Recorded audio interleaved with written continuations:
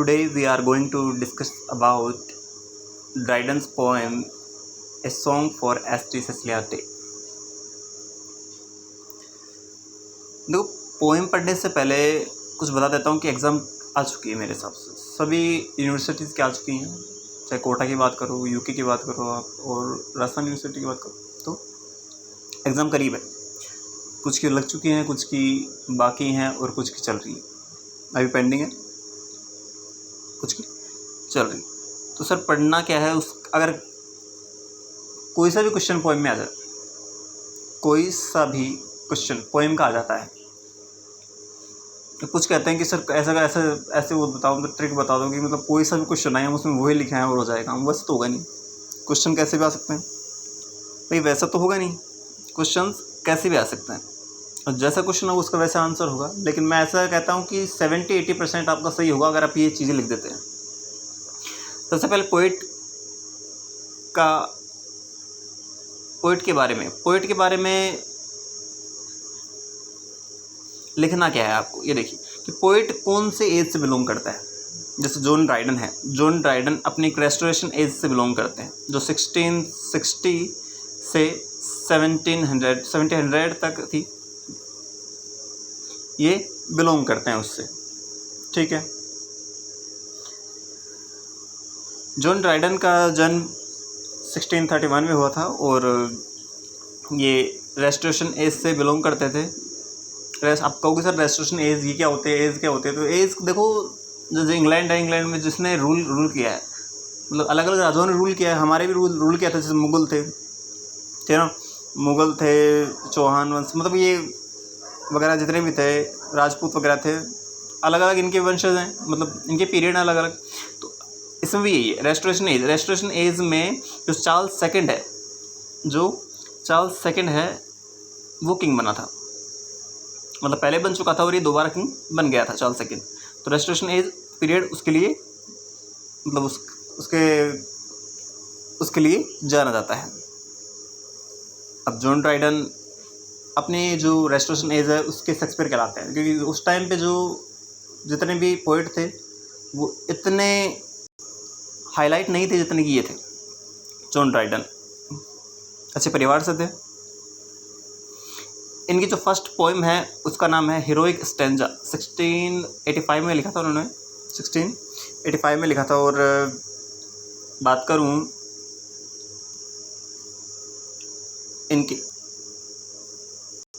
इनकी पद की, तो ये फर्स्ट पोएट लॉरेट बनाए गए थे इंग्लैंड के, कब? 1668 में। इतना।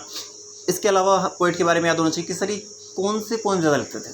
जैसे शेक्सपियर हैं, उन्होंने अपने बिलव्ड के बारे में लिखा, लव के बारे में ज़्यादा लिखा है उन्होंने, सोनेट लव के बारे में लिखा है उन्होंने। तो ये जो पोएट थे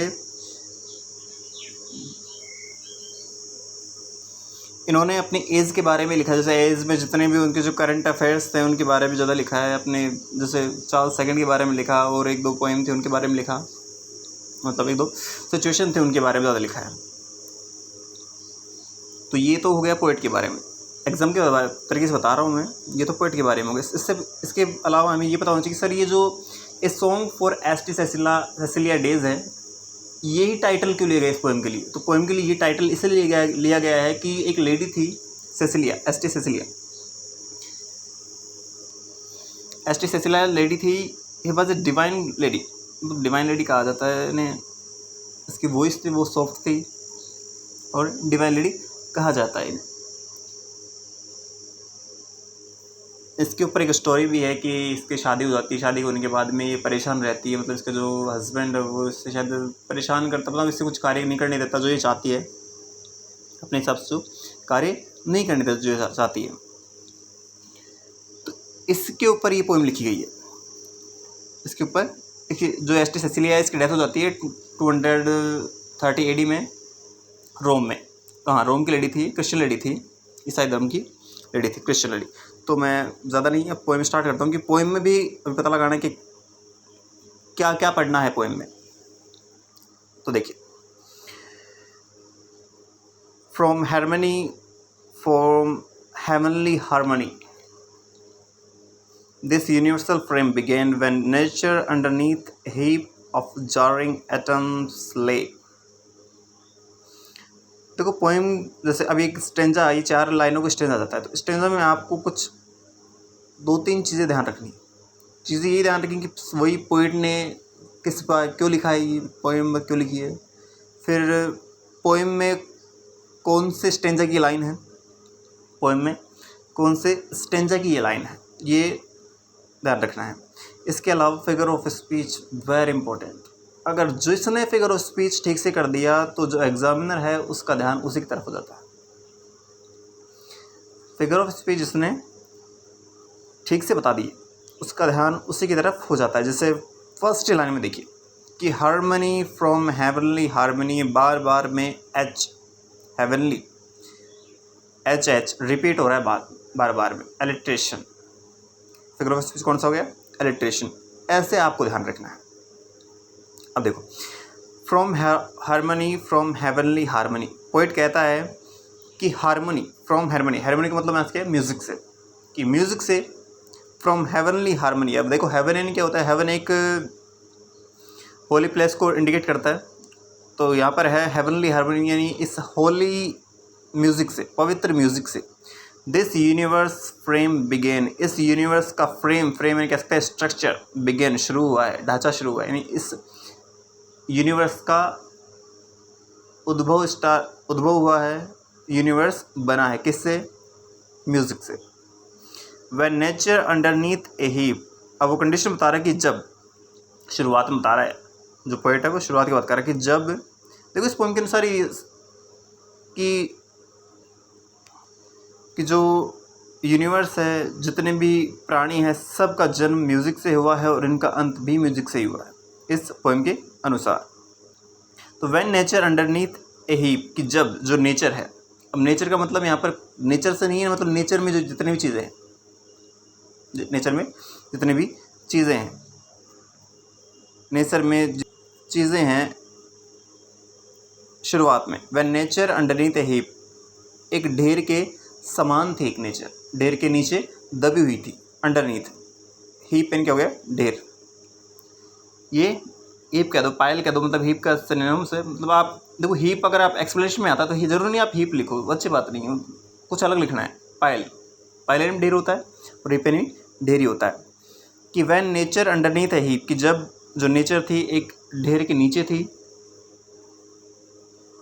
ऑफ जारिंग एटम्स ले, जारिंग एटम्स का मतलब यहाँ पर होता है अपोजिट पार्टिकल्स, यानी जितने भी अणु थे, जारिंग अपोजिट यानी जितने भी अणु थे वो क्या है, लेटे हुए थे, नीचे थे, जितने भी अणु थे नेचर के, इसके नीचे थे, एक ढेर के नीचे थे। And could not heave her head, और अपने सिर कह सकते हो, अपने क्वालिटी को ऊपर उठा नहीं पा रहे थे। हीवे ने ऊपर उठा नहीं पा रहे थे, कौन, nature. The tuneful voice was heard from high, अब देखो बता रहा है कि एक ट्यूनफुल वॉइस सुनाई देती है, कहाँ से, हाई, ऊपर से। एक ट्यूनफुल वॉइस उन्हें सुनाई देती है ऊपर से। ट्यूनफुल म्यूजिकल वॉइस, कुछ भी कह दो, tuneful voice was heard from high, पर सुनाई देती है, आसमान सुनाई देती है। Arise ye more than dead, और जितने भी, देखो ये वाई, ये एक लैटिन वर्ड है और इससे वाई का मतलब होता है यू, और जितने भी ये दबे हुए थे, जारिंग एटम्स, ये दबे हुए थे नेचर, वो क्या हो जाते हैं, डेड, मरे हुए थे जितने भी, वो जीवित हो जाते हैं, अराइज हो जाते हैं। Then cold and hot and moist and dry, अब कौन कौन थे, देखो सबको बताया ना, कोल्ड ठंड, एंड हॉट गर्मी, एंड मॉइस्ट नमी, एंड ड्राई, इन सब क्या हुआ, इन सबका उद्भव होता है इनका। In order to their station leap, और ये उनके आदेश से अपने अपने स्थान, स्टेशन का मतलब होता है प्लेस, अपने अपने स्थान पर, लीप होता है जंप करना, अपने अपने स्थान पर जंप कर जाते हैं, अपने अपनी जगह चले जाते हैं, जितने भी नेचर के जो पार्टिकल्स थे अपने अपने स्थान पर चले जाते हैं। एंड म्यूजिक पावर्स ओबे, किसकी आदेश से, म्यूजिक के पावर की ओबे से, म्यूजिक के आदेश से वो अपने अपने जगह चले जाते हैं। From harmony, from heavenly harmony this universal frame began, from harmony to harmony through all the compass of the notes it ran. कि इस म्यूज़िक से, इस होली म्यूज़िक से ही इस यूनिवर्स का स्ट्रक्चर तैयार हुआ है, शुरू हुआ है। फ्रॉम हारमनी टू हारमनी, कि इस म्यूज़िक से ही दो, यद्यपि all the compass of the notes it ran, कि जितने भी जो नोट्स का मतलब है म्यूज़िक से, कि म्यूज़िक के आदेश से ही जो ये नेचर थे, म्यूज़िक के आदेश से ही जो नेचर है, नेचर भी अपने स्थान पर चला गया और म्यूज़िक भी इन सब में ही क्या हो गया, कंपास दौड़ने लगा, चारों तरफ चला गया। कंपास यानी दौड़ने लगा, चारों तरफ भागने लगा। कंपास का मतलब है चला गया, रैन इन दौड़ने लगा, सब जितने भी यहाँ पर प्राणी थे उन सब में।